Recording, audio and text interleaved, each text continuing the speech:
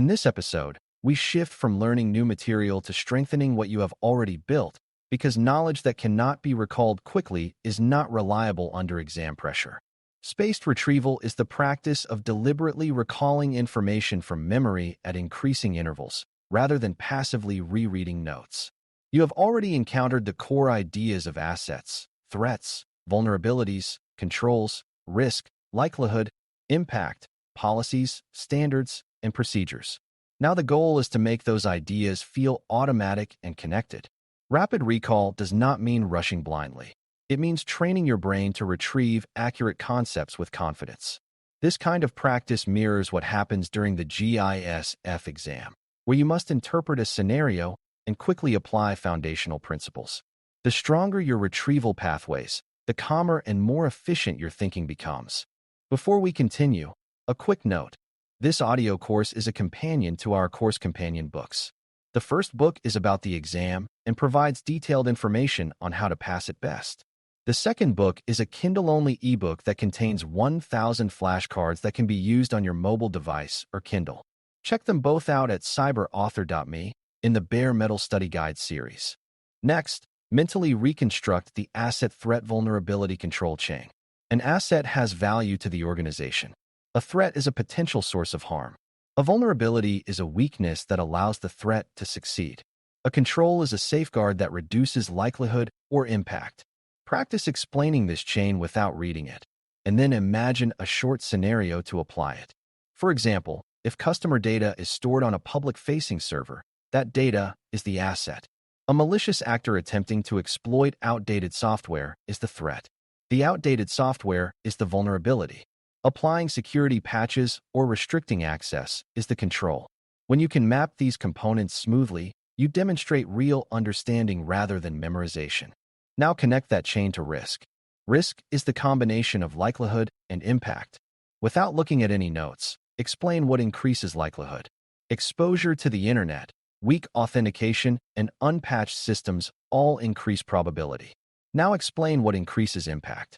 Sensitive data, regulatory obligations, and operational dependence increase consequences. Practice combining the two in short statements.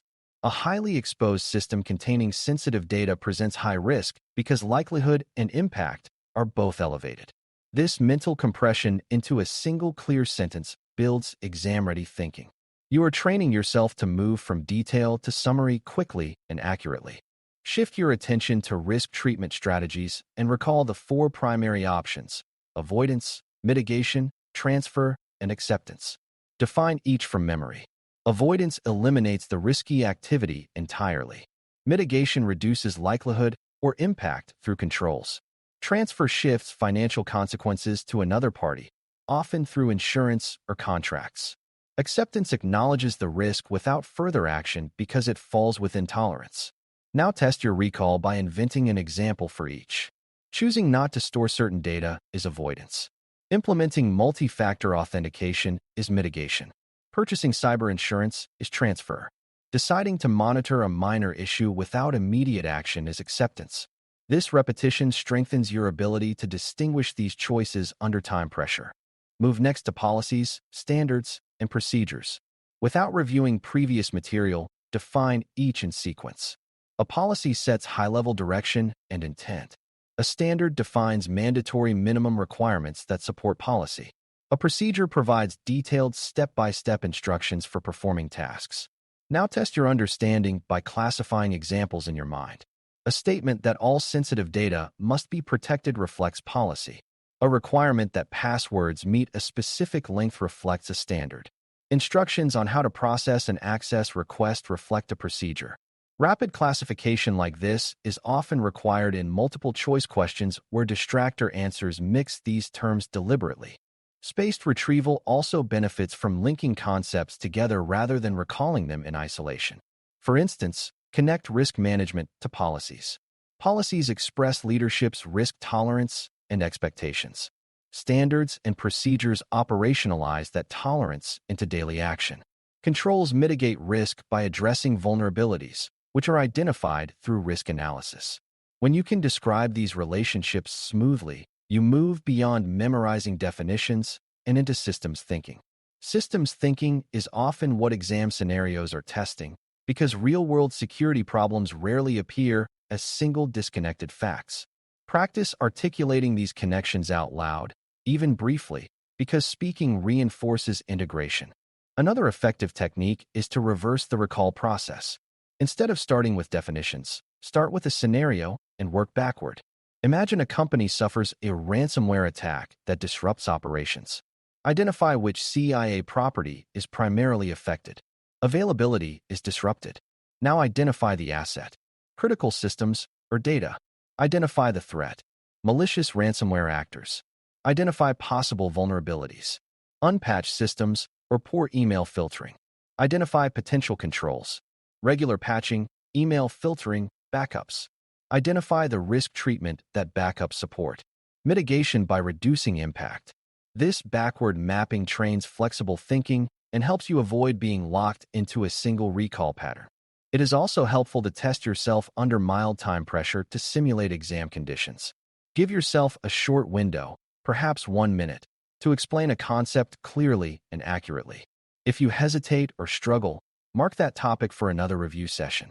Spaced retrieval works best when you revisit weak areas at increasing intervals. The act of struggling slightly before recalling strengthens memory pathways. Do not interpret hesitation as failure. Interpret it as a signal for reinforcement.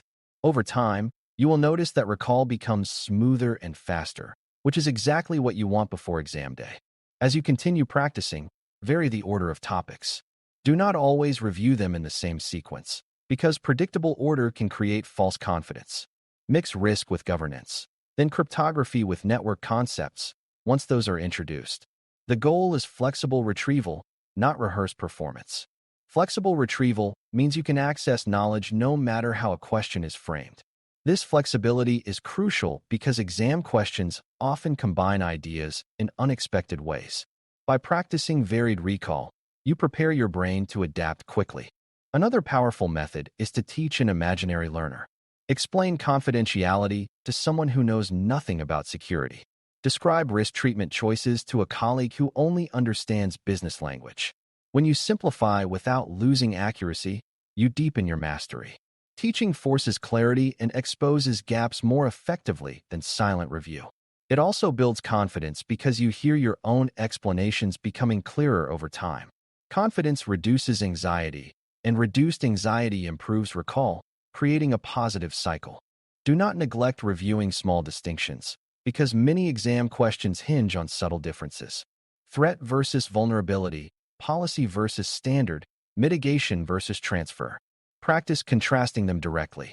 A threat is a potential cause of harm. A vulnerability is a weakness. A policy sets direction. A standard sets requirements. Mitigation reduces risk. Transfer shifts financial consequences. These side-by-side comparisons sharpen your mental boundaries and reduce confusion. Clear boundaries make elimination easier during multiple-choice questions. As you approach exam readiness, your retrieval sessions should become shorter but more frequent. The goal is not to relearn, but to confirm and reinforce. Quick daily reviews keep information active in working memory. If you can explain a topic clearly without notes, you likely understand it well enough for foundational questions. If you need to consult your index, that is acceptable in an open book setting, but aim to rely on it less over time. Confidence grows when you realize you know more than you need to look up. To conclude, spaced retrieval transforms foundational knowledge into exam-ready competence. By actively recalling definitions, applying them to scenarios, linking concepts together, and practicing flexible order, you strengthen memory pathways that support fast and accurate reasoning. Rapid recall is not about speed alone. It is about clarity under pressure. The foundations of cybersecurity and risk management become reliable tools when you revisit them intentionally over time. If you keep one decision rule from this episode, let it be this. When reviewing, close your notes first, attempt full recall from memory, identify where you hesitate, and schedule the next review before that hesitation turns into forgetting. Thanks for listening. For more audio courses, daily newsletters, and more, please visit BareMetalCyber.com.